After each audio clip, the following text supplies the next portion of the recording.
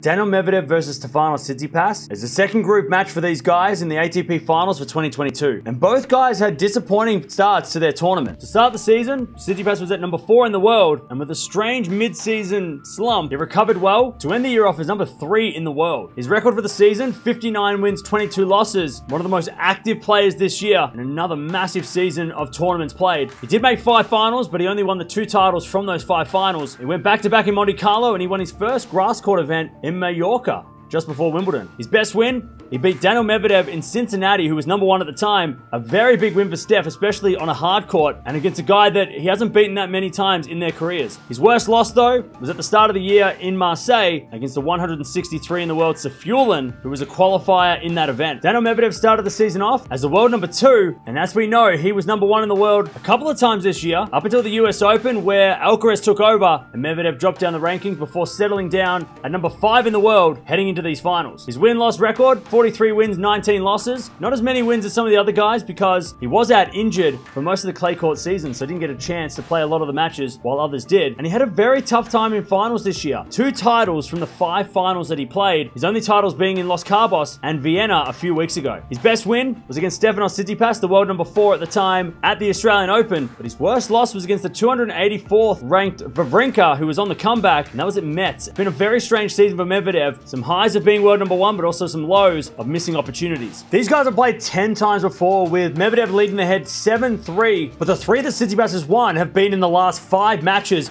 including their last match in Cincinnati, where Tsitsipas finally got the win over Medvedev on a hard court. If Medvedev's going to win this one, he needs to be aggressive from the start. He also needs to serve as well as he did against Rublev, but he needs to get on the baseline and not just defend like he was against Rublev. Get inside the baseline, push Tsitsipas around, be the bigger hitter. If Tsitsipas is going to win this one, he needs to come to the net and have a lot of variety. It worked against Medvedev in Cincinnati a few months ago, but he needs to do that again. On the fast courts, it's going to favor aggression. So if he can come to the net and use that serve, it should be working. This is going to be a very interesting match because both guys are coming off a loss and they're going to be very hungry to get a win in their second matchup. But I'm going to go with Medvedev in this one. I think that Medvedev is going to turn the tables on Tsitsipas after what happened in Cincinnati, and I feel like this is going to be fireworks. Expect some crazy things to happen in this match. These guys are not very friendly towards each other, but let me know down in the comments below, who do you think is going to win this fireworks match?